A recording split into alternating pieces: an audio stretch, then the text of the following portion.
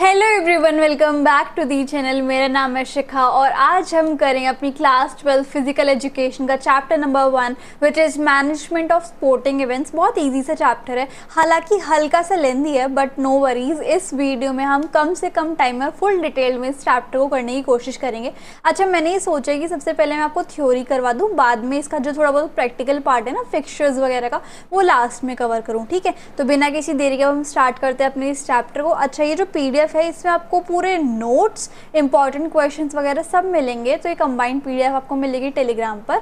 और अगर आपको कोई भी डाउट आए तो आप मुझे इंस्टाग्राम पे फॉलो करके डीएम कर सकते हैं एंड वहीं पर आपको चैनल से रिलेटेड अपडेट्स मिलेंगे। तो इंस्टाग्राम एंड टेलीग्राम पे फॉलो कर लेना, उसकी लिंक डिस्क्रिप्शन बॉक्स में, दोनों की। ठीक है, now let's begin our chapter management of sporting events without any देरी। अच्छा, तो सबसे पहले हमें फंक्शंस ऑफ स्पोर्टिंग इवेंट्स देखने हैं कि स्पोर्टिंग इवेंट्स में जो इवेंट्स होते हैं स्पोर्ट्स के, उसमें क्या क्या फंक्शंस होते हैं। सबसे पहले तो प्लानिंग, बिजनेस स्टडीज़ अगर आपके पास सब्जेक्ट होगा तो आपने पढ़ा होगा। तो प्लानिंग क्या होता है, सबसे पहले तो हमें प्लान ही करना होता है कि कौन सा स्पोर्टिंग इवेंट्स कराना है, कहाँ पर कराना है, वेन्यू क्या होगा और कितने लोग आएंगे, क्या टिकट की मतलब प्राइसिंग होगी और कौन से स्पोर्ट्स खिलाने हैं इस जगह पर। तो थिंकिंग इन एडवांस, मतलब ये माइंड का प्रोसेस होता है प्लानिंग, कि हम एडवांस में ही सोच लें कि हमें क्या क्या गोल्स को सेटअप करना है, उन्हें कैसे अचीव करना है, स्ट्रैटेजीज बना लें ताकि हम हमारे जो गोल्स हैं हम उनको अच्छे से अचीव कर पाएँ।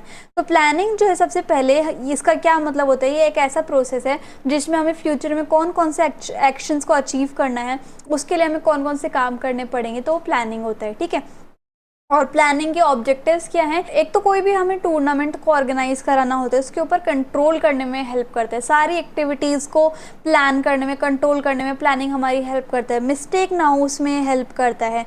जो प्रोग्राम है वो एकदम कोऑर्डिनेशन के साथ हो जाए, कम से कम मिस्टेक के साथ, सक्सेस के ऊपर फोकस करें, प्लानिंग उसमें हेल्प करता है। इनोवेटिव आइडियाज़ को प्रमोट करता है, गोल को अचीव करने में हेल्प करता है, कम प्रेशर ना हो उसको हेल्प करता है, कोऑर्डिनेट करने में हेल्प करता है कमिटीज़ के साथ, और सारी एक्टिविटीज़ के ऊपर अच्छा कंट्रोल हो जाए, उस चीज़ में प्लानिंग जो है वो हेल्प करता है। एक दो और ऑब्जेक्टिव देखते हैं। एफिशिएंसी, ये हेल्प करता है एफिशिएंसी बनाने में, मिस्टेक का चांस कम हो, क्रिएटिविटी बढ़ाने में, स्पोर्ट्स की परफॉर्मेंस बढ़ाने में, फैसिलिटीज़ को प्रोटेक्ट करने में, और उसके बाद डिमांड के हिसाब से नई नई फैसिलिटीज़ लाने में, डिसीजन मेकिंग में हेल्प करता है। तो प्लानिंग हमारा पहला फंक्शन हो गया स्पोर्टिंग इवेंट्स का। दूसरा है भाई हमारा ऑर्गेनाइजिंग। ऑर्गेनाइजिंग क्या, उसका क्या मतलब होता है? जैसे हमने प्लान कर लिया कि हमें ये काम करने हैं इस टूर्नामेंट को ऑर्गेनाइज कराने के लिए, उसके बाद वो काम करने के लिए सारी एक्टिविटीज़ को कोऑर्डिनेट करना, क्या वेन्यू होना चाहिए, कौन से इक्विपमेंट लगेंगे, वो कहाँ कहाँ से मिलेंगे, उसको क्या क्या प्राइस है, कितना स्टाफ लगेगा, हर एक चीज़ को ऑर्गेनाइज करना, और कितने टाइम में इस दिन ये काम होगा तो ऑर्गेनाइज होगा। उसके बाद स्टाफिंग, उन सारे कामों को करने के लिए इंसान भी तो लगेंगे, ह्यूमन रिसोर्स लगेंगे, तो रिक्रूट करना, नौकरी पे लेना, ट्रेन करना उनको, और स्टाफ को मैनेज करना, यानी कि हायर करना बेसिकली स्टाफिंग में आता है। डायरेक्टिंग का क्या मतलब है कि जो हमने प्लान किया है कि भाई हमें ये काम करने हैं, और जो हमने हायर किए हैं लोग, तो उन लोगों को उस काम पे लगाना बेसिकली। ठीक है, उनको मोटिवेट करना, उनको बताना कि तुम्हें क्या क्या काम करना है और हमारे ये गोल्स हैं। ठीक है, उसके बाद कंट्रोलिंग का क्या मतलब है कि जो हमने प्लान किया है और जो लोग काम कर रहे हैं वो एक जैसे ही कर रहे हैं ना, मतलब प्लान के हिसाब से ही कर रहे हैं या फिर प्लान से अलग कर रहे हैं। अगर प्लान से अलग वो काम कर रहे हैं तो उसको तभी फिक्स कर देना, वो होता है कंट्रोलिंग। ठीक है, तो ये हो गया हमारा।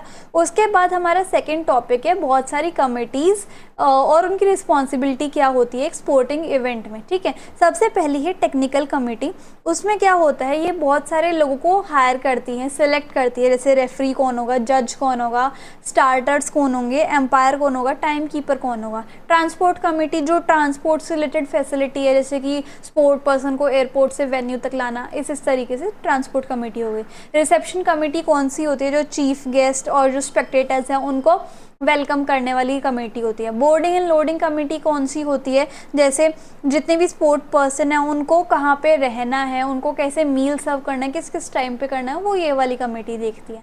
ग्राउंड एंड इक्विपमेंट कमेटी क्या देखती है कि जितने भी इक्विपमेंट्स लगेंगे इवेंट के अंदर वो सारे अरेंज करना। ठीक है, जैसे कि अगर आर्चरी है या फिर शूटिंग है तो शूटिंग के लिए गन को अरेंज करना, इस तरीके से।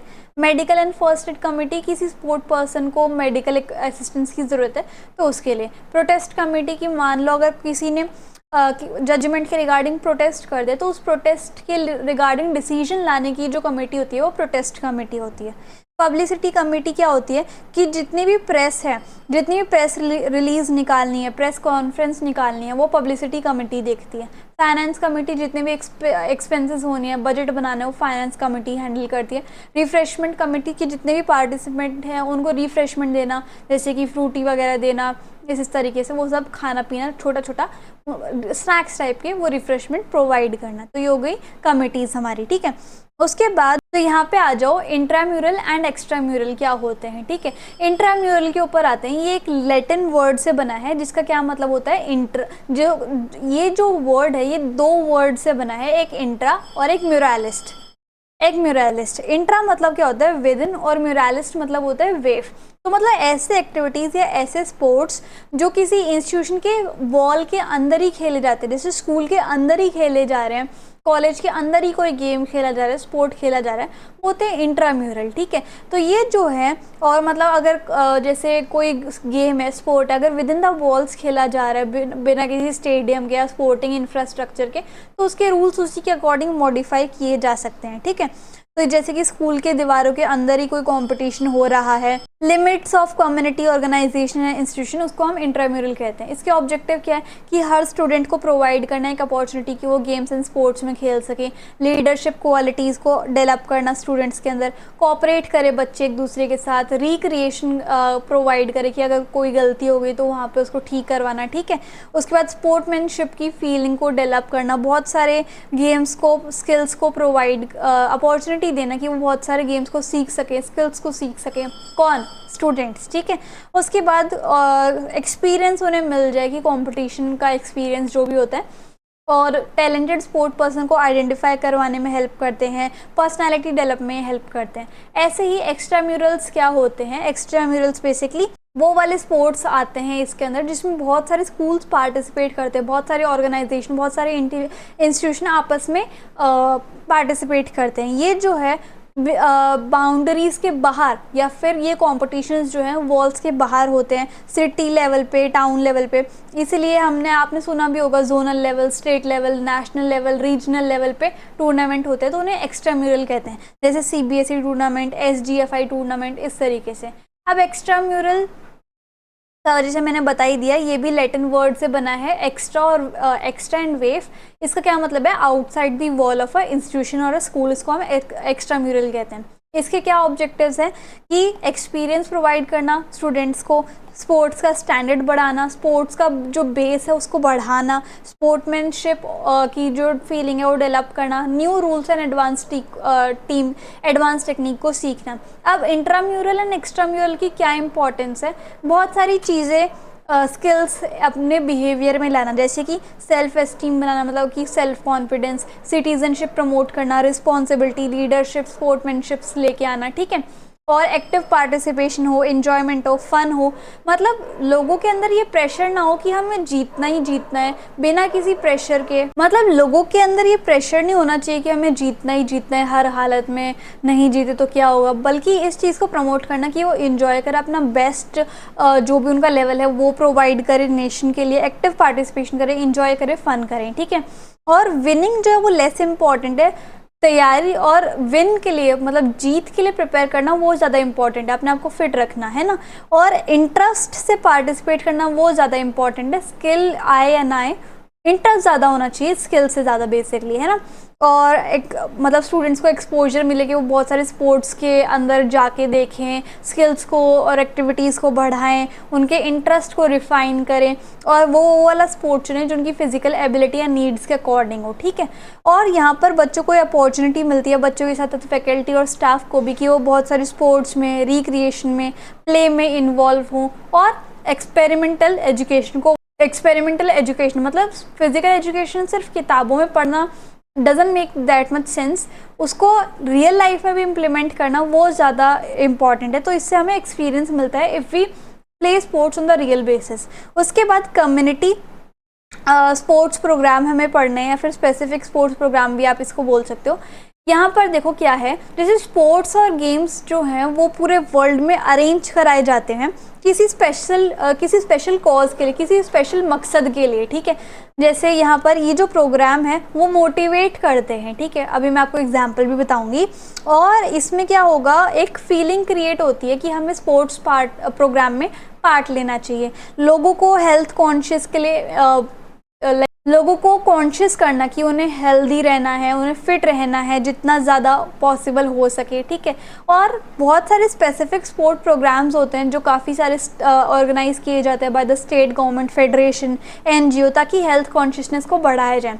हेल्थ से रिलेटेड बहुत सारे स्पोर्ट्स प्रोग्राम भी होते हैं। लोगों को ज़्यादा से ज़्यादा पार्ट लेना चाहिए इन स्पोर्ट्स प्रोग्राम के लिए। और ये बेसिकली कंपटीशन से रिलेटेड नहीं होते, ये किसी एक अवेयरनेस को क्रिएट करने के लिए होते हैं। जैसे मान लो लोग जो है बहुत बीमार हो रहे हैं इंडिया में, तो उनको हेल्थ के लिए अवेयर करने के लिए एक स्पोर्ट रैली निकाली गई या फिर रेस कंडक्ट कराई गई, इस तरीके से। तो लोगों के अंदर अवेयरनेस क्रिएट कराने के लिए, यूनिटी के लिए, हेल्थ के लिए, डिसीज़ के लिए, तो बहुत सारे स्पेसिफिक स्पोर्ट्स प्रोग्राम होते हैं। जैसे कि स्पोर्ट्स डे, अब स्कूल लेवल पे एनुअल स्पोर्ट्स डे होता है, जैसे कि क्या होता है, अवेयरनेस रिगार्डिंग स्पोर्ट्स फैलती है। नेशनल स्पोर्ट्स डे में अब क्या क्या आते हैं, सबसे पहले तो हेल्थ रन होता है।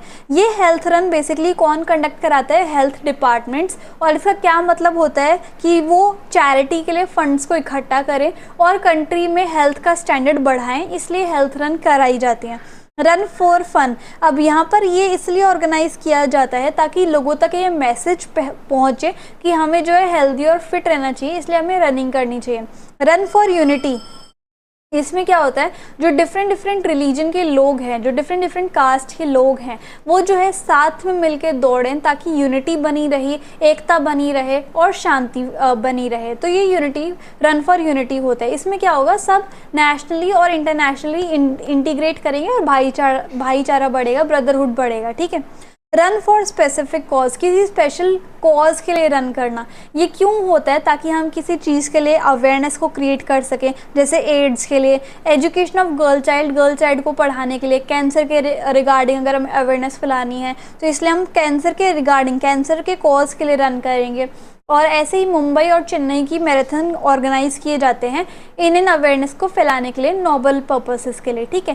तो ये हमने सारी थ्योरी बेसिकली कवर कर ली है। अब हम जो है अपने प्रैक्टिकल पार्ट की तरफ चलेंगे, जो कि टूर्नामेंट वगैरह है, फिक्सचर्स बनाने हैं, बाय वगैरह है, सीडिंग वगैरह है, वो सब चीज़ें अब हम पढ़ेंगे, ओके। अब बेसिकली टूर्नामेंट क्या होता है, टूर्नामेंट एक कंपटीशन होता है जिसमें बहुत सारे कॉम्पिटिटर्स होते हैं, बहुत सारे स्पोर्ट पर्सन्स एक दूसरे के साथ पार्टिसिपेट करते हैं किसी भी गेम में, किसी भी स्पोर्ट्स में, ठीक है।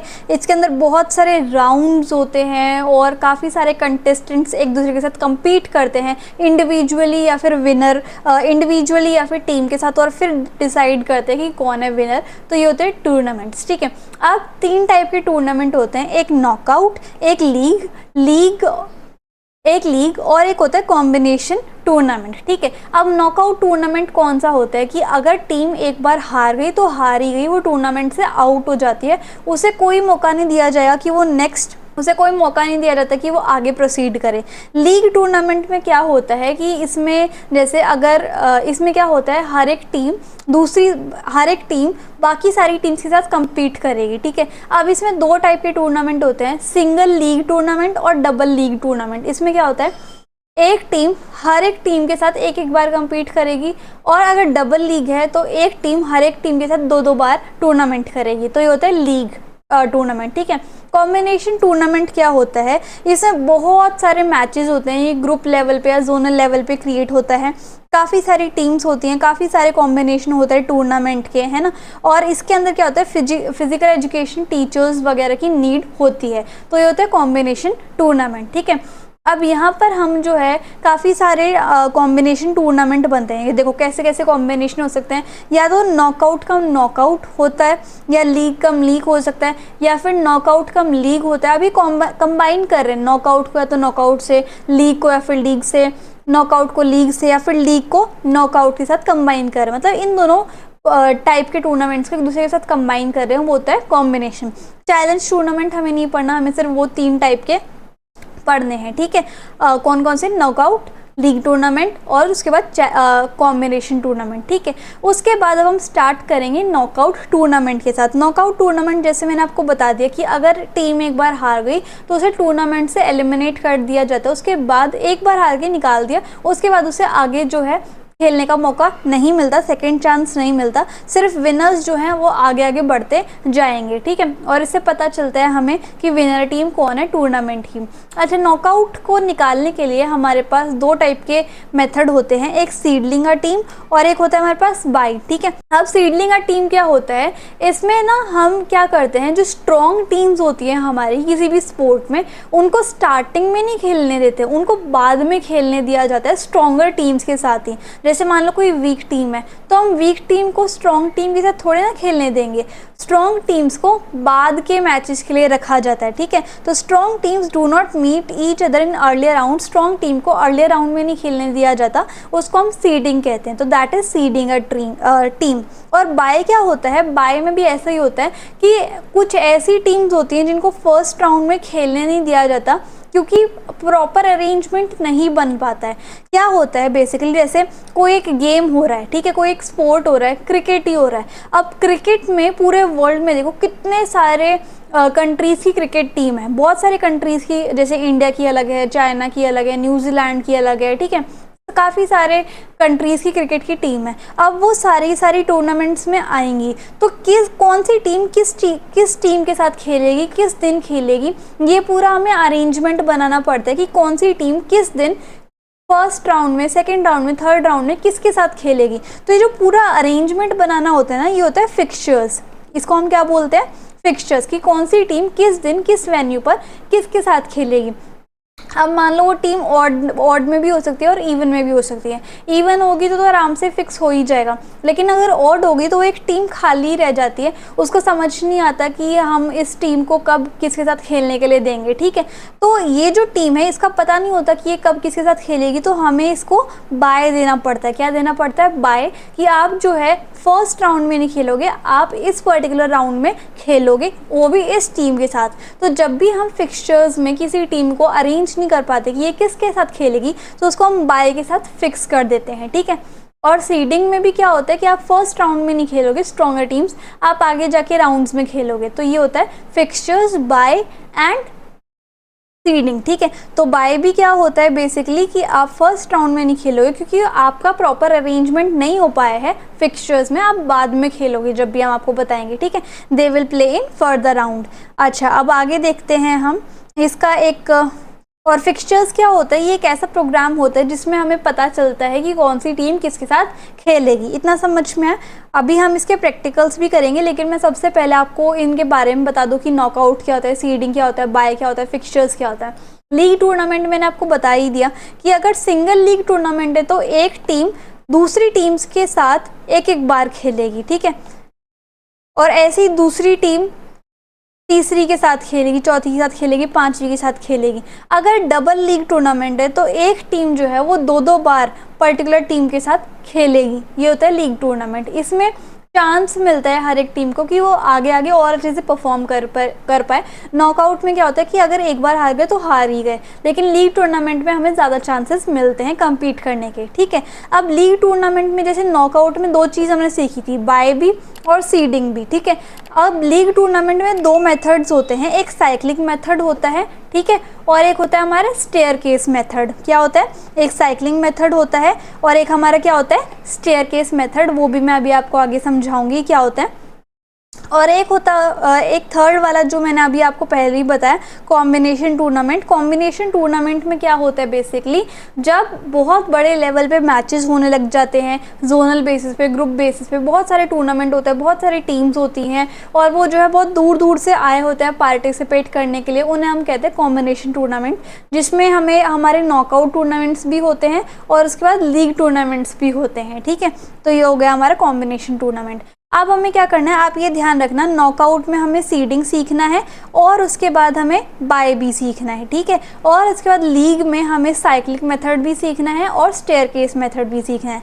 तो अब हमें सिर्फ प्रैक्टिकल मेथड करने हैं। सो बेसिकली जो मैंने आपको बोला था कि अब हमें नॉकआउट टूर्नामेंट में सीडिंग मेथड सीखना है, बाय मेथड सीखना है, तो बेसिकली उन्हें हम क्या कहते हैं, फिक्सचर्स। क्या बोलते हैं, फिक्सचर्स। फिक्सचर्स जो है वो हमें क्या बताते हैं, ये ऐसे प्रोग्राम होते हैं जिसमें हमें ये पता चलता है कि कौन सी टीम किस दिन कहाँ पर किस टीम के साथ खेलेगी, ठीक है। फॉर एग्जांपल अगर ए टीम है तो बी टीम के साथ कब खेलेगी, कहाँ पर खेलेगी, ठीक है।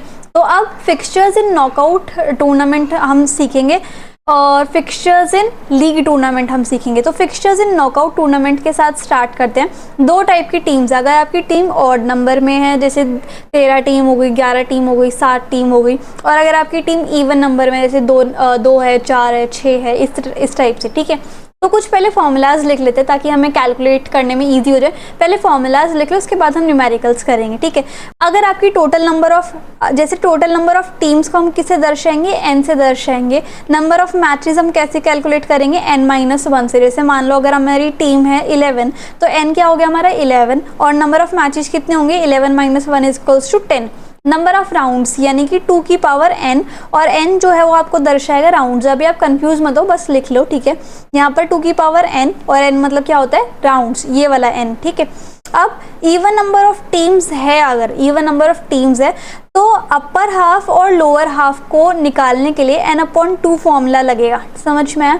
और अगर ऑड नंबर ऑफ टीम्स है, जैसे 11 टीम्स है, तो अपर हाफ को कैलकुलेट करने के लिए n+1/2 आएगा, और लोअर हाफ को कैलकुलेट करने के लिए n-1/2 आएगा। सबसे पहले आप ये फॉर्मूला को जो है वो लिख लो और इसको लिख लो, पूरा टेबल बना लो, और उसके बाद हम आगे प्रोसीड करेंगे, ठीक है। अब नेक्स्ट है बाय को कैलकुलेट करने का फॉर्मूला। n मतलब क्या होता है, नंबर ऑफ टीम्स, जो कि मैंने आपको ऊपर भी बताया था कि नंबर ऑफ टीम्स को हम n से डिनोट करते हैं, ठीक है। और पावर ऑफ 2, जैसे मैंने आपको बताया था कि राउंड्स कैलकुलेट करने में 2 की पावर n लगती है, तो ऐसे ही पावर ऑफ 2, जैसे अगर 2 की पावर 1 है तो 2 है, 2 की पावर 2 है तो 4 है, 2 की पावर 3 है तो 8 है, 2 की पावर 4 है तो 16 है। अभी मैं बस फॉर्मूला ही लिखवा रही हूँ, अभी आपको आगे समझ में आएगा।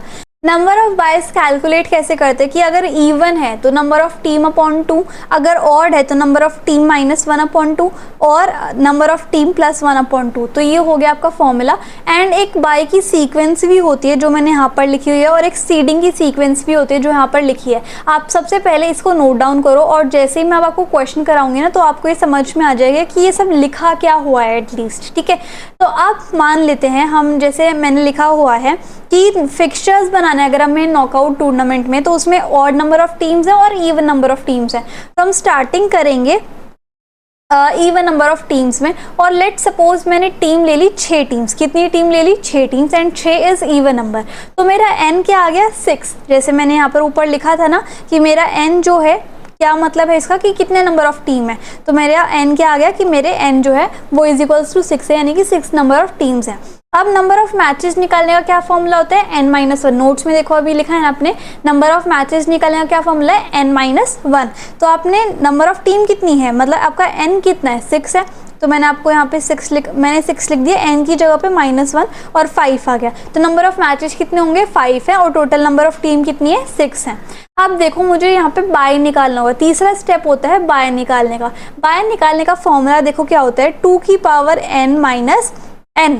समझ में आ रहा है, 2 की पावर n-n। अब यहाँ पर देखो, जैसे आपका क्या आया है, नंबर ऑफ टीम कितनी है आपकी, 6 है, ठीक है। तो हमें क्या करना होता है, 2 की पावर देखनी होती है। अगर 2 की पावर में 6 आ जाए नंबर तो ठीक है, वेल इन गुड। और अगर 6 नहीं आता तो हमें हाईएस्ट पावर लेनी है 2 की। जैसे देखो 2 की पावर जो 1 है वो क्या होती है, 2 होती है। अब 2 की पावर 2 क्या होती है, 4 होती है। 2 की पावर 3 क्या होती है, 8 होती है। अब यहाँ पर देखो कहीं 6 आया, नहीं आया, तो 6 से ऊपर वाली पावर हमें लेनी है 2 की, तो यानी कि ये वाली 2 की पावर 3 = 8। तो हम हाईएस्ट पावर लेंगे। अगर 6 आ गए तो वेल एंड गुड, अगर नहीं आया तो फिर हम हाईएस्ट पावर लेंगे। तो मैंने यहाँ पर क्या लिख दिया, 2 की पावर n की जगह 2 की पावर 3, क्योंकि ये 6 से हाईएस्ट है। मेरी n क्या था, 6, तो मुझे या तो 6 ही लेना है 2 की पावर में, या फिर अब 6 तो आता नहीं तो हम 8 लेंगे हाईएस्ट पावर। तो 2 की पावर 3 माइनस n कितना था हमारा, 6। तो 2 की पावर 3 कितना होती है, 8। 8 - 6 = 2।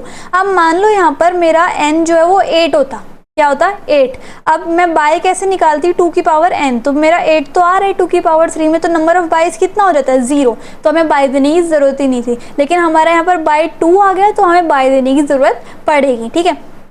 अब बाय को हमें कैलकुलेट करना है upper half and lower half. कौन सा फॉर्मूला है, इवन वाला फॉर्मूला है। तो इवन अगर फॉर्मूला है तो नंबर ऑफ टीम को हमें डिवाइड करना है 2 से, ठीक है। तो अपर हाफ कैसे कैलकुलेट होगा, n/2, और लोअर हाफ भी कैसे कैलकुलेट होगा, n/2। n क्या है हमारा 6/2 इक्वल्स टू 3 और 6/2 इक्वल्स टू 3, ठीक है। अब एक चीज़ और ध्यान रखना, ये जो बाय निकालते वक्त आपने 2 की पावर n लिखा था, तो ये जो 2 की पावर n में जो आपका n था, मेरा n क्या था 3, तो यानी कि ये जो राउंड है वो किससे दर्शाएंगे आप, ये पावर n से, जो आपकी पावर आई थी यानी कि 3। तो कितने राउंड्स होंगे आपके 3। अब आप फिक्सचर्स को कैसे ड्रॉ करोगे, अब आपकी टोटल नंबर ऑफ टीम कितनी है, 1 2 3 4 5 6। अब यहाँ पर क्या लिखा हुआ है कि आपको जो है अपर हाफ और लोअर हाफ में डिवाइड करना है टीम्स को, यानी कि 3 टीम जो है वो अपर हाफ में आएंगी और 3 टीम जो है वो लोअर हाफ में आएंगी।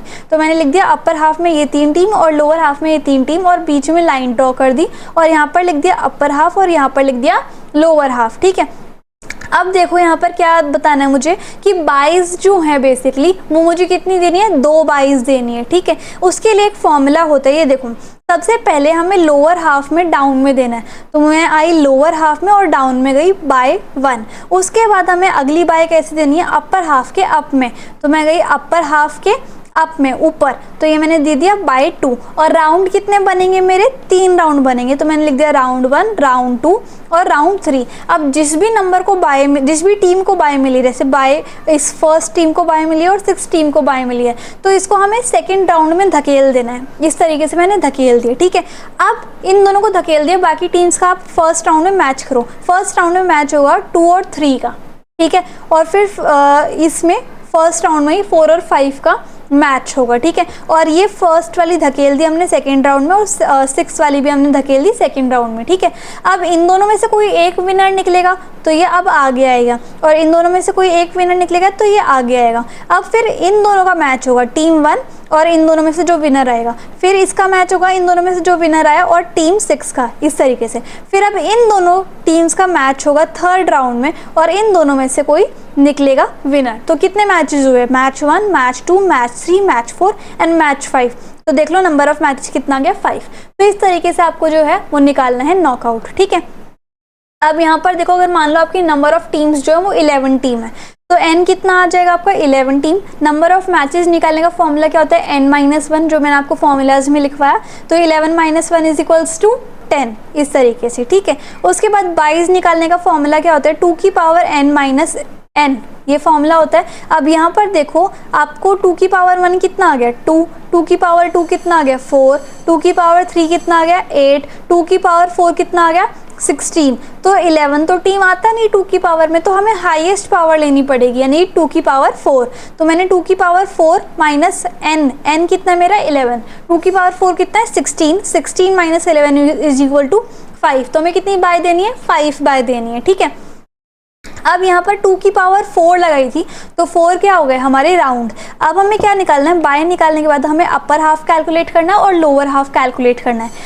अगर ओड नंबर ऑफ टीम्स हैं तो हमें क्या लगाना है, नंबर ऑफ टीम -1/2 और नंबर ऑफ टीम +1/2। ये lower upper half and lower half का फॉर्मूला होता है। तो ये देखो यहाँ पर अपर हाफ निकालने के लिए n+1/2, n कितना था हमारा 11, 11 + 1 12/2 इज इक्वल्स टू 6, और लोअर हाफ क्या था n-1/2, यानी कि 11 - 1/2 इज इक्वल्स टू 5, ठीक। अब एक चीज़ यहाँ पे करेक्ट कर लेना, यहाँ पर आएगा +1 और यहाँ पे आएगा -1, यानी कि जब आप अपर हाफ कैलकुलेट करोगे तो +1 आएगा, लोअर हाफ कैलकुलेट करोगे तो -1 आएगा, ठीक है। तो अब हम यहाँ पर चलते हैं, अपर हाफ को कैलकुलेट करने के लिए n+1/2 और लोअर हाफ को कैलकुलेट करने के लिए n+1/2 विच इज़ 6 and 5।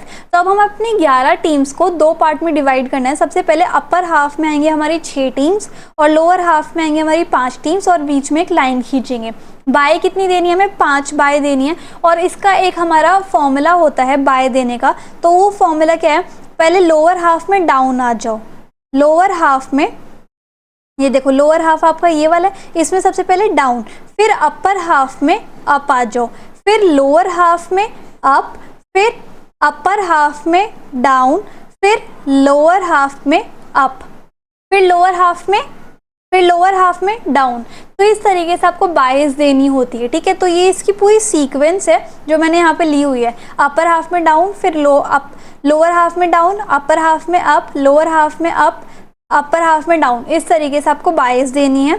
और जो जिसको भी आप बाय दोगे उसको आपको राउंड, और कितने राउंड है, 4 राउंड है, तो round 1, round 2, round 3 and round 4। और जिसको भी आपने बाय दी है वो राउंड 2 की तरफ धकेलोगे आप, इसको भी राउंड 2, इसको राउंड 2, इसको राउंड 2 और इसको राउंड 2, ठीक है। अब जो बच गई यहाँ पर उनको पहले आप कराओ। फर्स्ट राउंड में जिसको बाय नहीं मिली है उसका जो है वो आप मैच कराओगे, यानी कि इन तीनों का मैच कराओगे। फिर इसमें से कोई एक टीम जीतेगी, इन दोनों में से कोई एक टीम जीतेगी, ठीक है, और इसमें से कोई एक टीम जीतेगी। अब जो ऑलरेडी राउंड 2 में आपने धकेल दिए बाय वाले और जो राउंड फर्स्ट से जीत के आए हैं उनका आप कराओगे। जैसे इनका, इसमें से एक टीम जीतेगी तो ये आ गया, और ये ऑलरेडी राउंड 2 में थी तो एक इनका मैच होगा। फिर इस बाय वाले का राउंड 2 में मैच होगा, इनमें से कोई एक टीम जीतेगी तो इसका मैच होगा। फिर सिमिलरली इसका, और हाँ सिमिलरली इसका राउंड 2 में मैच होगा और इसका राउंड 2 में मैच होगा बाय वाले का। अब इन दोनों में से कोई एक टीम जीतेगी तो राउंड 3 में इनका मैच होगा, इन दोनों में से कोई एक टीम जीतेगी तो राउंड 3 में इनका मैच होगा। फिर इन दोनों में से टीम जीत के राउंड 4 में, और इन दोनों में से टीम कोई एक जीतेगी तो राउंड 4 में, और फिर इन दोनों में से हमें विनर को डिसाइड करना होगा। तो इस तरीके से आपको ऑड एंड इवन नंबर का नॉकआउट निकालना है। अब मान लो अगर यही वाला क्वेश्चन है कि आपको 11 नंबर ऑफ टीम्स दी गई है, लेकिन आपको 4 टीम्स की ऑलरेडी सीडिंग हो चुकी है। सीडिंग क्या होती है कि हमें कुछ टीम्स को बाद में खिलाना है, स्टार्टिंग वाले राउंड्स में नहीं खिलाना, कुछ स्ट्रॉन्गर टीम्स को हमें बाद में खिलाना है राउंड्स में। अर्लियर राउंड्स में उन्हें नहीं खेलने देना, स्ट्रॉन्गर टीम्स बाद में खेलेंगी। तो सीडिंग वाली अलग करनी है। 11 टीम्स में से 4 सीडिंग वाली अलग है। तो हमारी कैलकुलेशन ऑलरेडी हो रखी है कि एन जो हमारा, ये वाली सारी कैलकुलेशन नीचे लिख लो। एन जो है हमारा 11 है, नंबर ऑफ मैच हमारे 10 है, बाय जो है हमारी 5 निकलेंगी, राउंड जो है वो 4 होंगे, अपर हाफ में 6 हैं और लोअर हाफ में 4 हैं। तो सेम मैंने वही लिख दी, बाय भी मैंने सबको प्रोवाइड कर दी। लेकिन अब हमें 4 टीम्स की सीडिंग करनी है। तो जैसे बाय की सीक्वेंस होती है वैसे ही हमारी सीडिंग की सीक्वेंस होती है। जैसे अपर हाफ में अप, लोअर हाफ में डाउन, ठीक है। तो यहाँ पर आ जाओ, अपर हाफ में अप सीडिंग 1, लोअर हाफ में डाउन सीडिंग 2, ठीक है। उसके बाद लोअर हाफ में अप यानी कि सीडिंग 3 और अपर हाफ में डाउन यानी कि सीडिंग 4। इस तरीके से मैंने सीडिंग कर दी, और जिसकी भी आप सीडिंग करोगे वो जाएगा राउंड 2 में, या बाय वाले की भी राउंड 2 में। तो सीडिंग 1, सीडिंग 4 गए राउंड 2 में, ये रहा 4 राउंड बनेंगे ना। और फिर बाय सीडिंग 3 वाला भी गया, सीडिंग 4 वाला भी गया, और बाय 5 वाला भी गया राउंड 2 में। अब जो बच गए उनका मैच कराओगे फर्स्ट राउंड में आप, ठीक है। इन तीनों का मैंने मैच करा दिया। अब यहाँ पर देखो, जो इसमें से जीतेगा वो आगे जाएगा, और ऑलरेडी राउंड 2 में बाय 1 वाला और बाय 2 वाला और सीडिंग 1 वाला जो है वेट कर रहा है, तो इसका मैच होगा।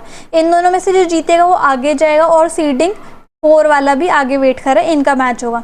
फिर बाय 2 वाला भी राउंड में, और इन दोनों में से जो जीतेगा वो भी इस तरीके से, और बाय 5 वाला और सीडिंग 2 वाला भी राउंड सेकंड में। फिर इन दोनों का मैच होगा, और इन दोनों का मैच होगा राउंड 3 में, और राउंड 4 में इन दोनों का मैच होगा, इसका और इसका राउंड 4 में, और इन दोनों में से जो विनर होगा वो आ जाएगा। तो कितने मैच हो गए, 1 2 3 4 5 6 7 8 9 10। तो देखो नंबर ऑफ मैचेस मेरे 10 आ गए। तो इस तरीके से आपको क्या करना है, फिक्सचर्स बनाने हैं नॉकआउट मेथड में। अब ऐसे ही छोटा सा लीग टूर्नामेंट है, वो भी हम कंप्लीट कर लेते हैं। लीग टूर्नामेंट में 2 मेथड होते हैं, एक साइक्लिक मेथड और एक स्टेयरकेस मेथड। साइक्लिक मेथड में भी 2 चीज़ें होती हैं, इवन नंबर ऑफ टीम और ऑड नंबर ऑफ टीम। इन दोनों के फॉर्मूला लिख लेते हैं।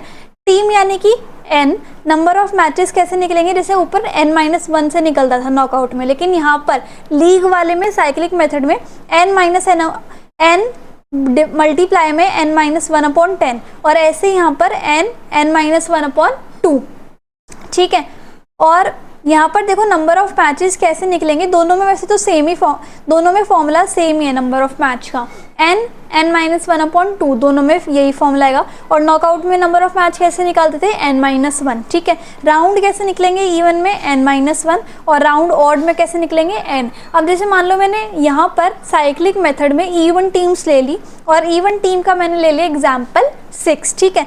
तो मैं कैसे लिखूंगी ये ध्यान रखो। जैसे मेरी टीम कितनी है 6, तो मेरा n कितना हो गया 6, नंबर ऑफ मैच कितने हो गए 6, 6 माइनस 1 कितना हो गया 5 और अपॉन 2, 6 5 से 30, 30 अपॉन 2 इक्वल्स टू 15। तो मेरे नंबर ऑफ मैच कितने हो गए 15 और number of rounds n minus 1 होता है तो n कितना मेरा 6 और राउंड कितने हो गए 6 माइनस 1 इक्वल्स टू 5। तो ये मेरी कैलकुलेशन आ गई।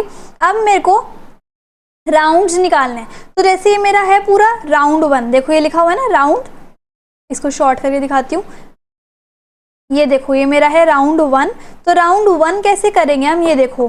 तो मेरे पास 6 टीम है 1 2 3 4 5 6, ठीक है। अब ये साइक्लिक मेथड है तो हमें साइकिल एक तरीके से बनानी है और यहाँ पर फर्स्ट टीम जो है वो फिक्स होती है, ठीक है, ये इवन हो या फिर ऑड हो।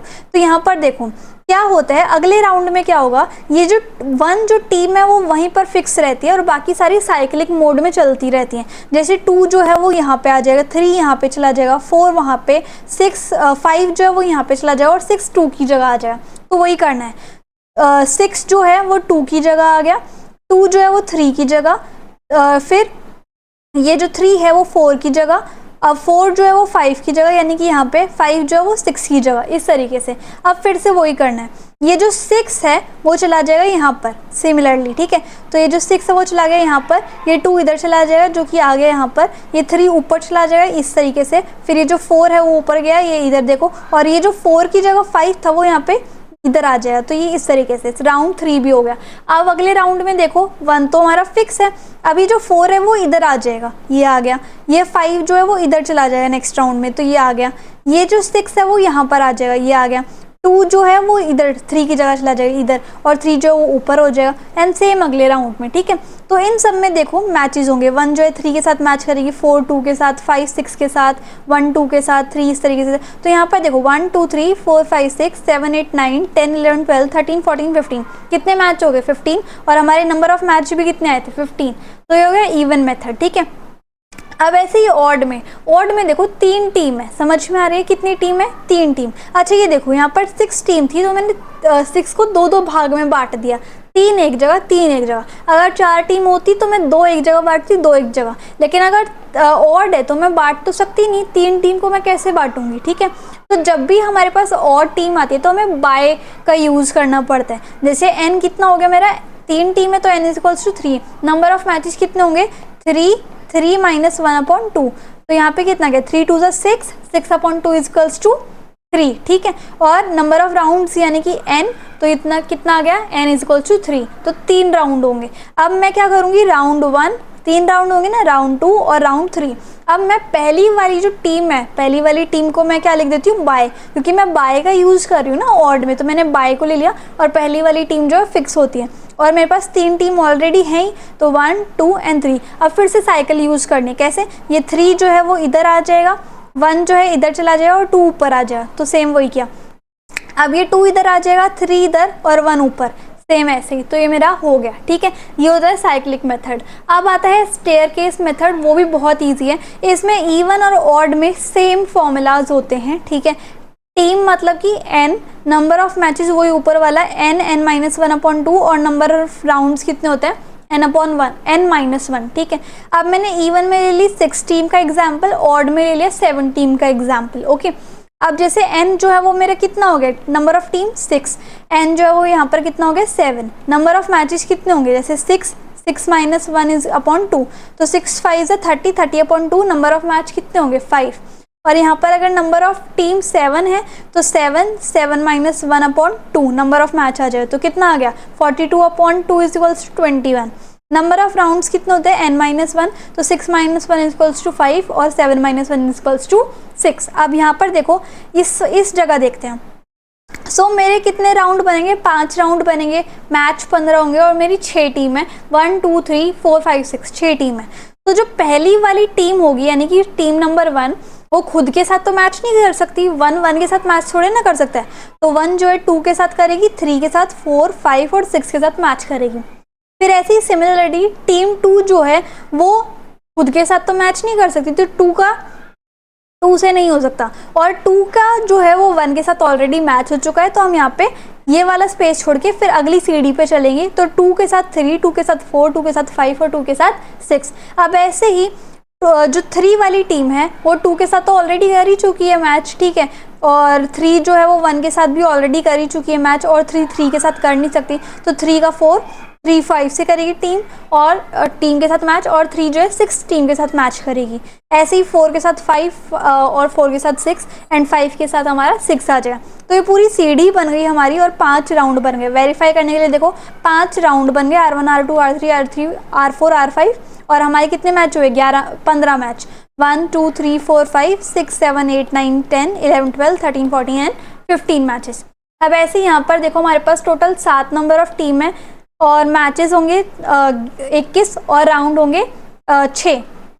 तो 1 जो है 2 के साथ मैच करेगी, 3 4 5 6 7, फिर 2 3 4 5 6 7, फिर 3 5 4 6 7, फिर 4 5 6 7, फिर 5 6 7 और 6 जो है 7 के साथ करेगी। और 7 वाली लाइन हमने क्यों नहीं बनाई? क्योंकि 7 ने ऑलरेडी मैच कर लिए। 7 ने 6 के साथ कर लिया, 5 के साथ, 4 के साथ, 3 के साथ, 2 के साथ, 1 के साथ, 7 के साथ कर ही नहीं सकती। तो इसलिए हमारे टोटल कितने राउंड बनेंगे? 6 राउंड बनेंगे और 21 मैच होंगे। 1 2 3 4 5 6 7 8 9 10 11 12 13 14 15 16 17 18 19 20 21 मैच हमारे हो गए और ये हमने क्रॉस चेक भी कर लिया। तो इस तरीके से हमारा जो चैप्टर है वो फाइनली खत्म होता है। आई होप आपको समझ में आया होगा। इंस्टाग्राम एंड टेलीग्राम पे ज़रूर फॉलो करना। So if you like the video and the explanation then please like share comment and subscribe the channel. Thank you so much.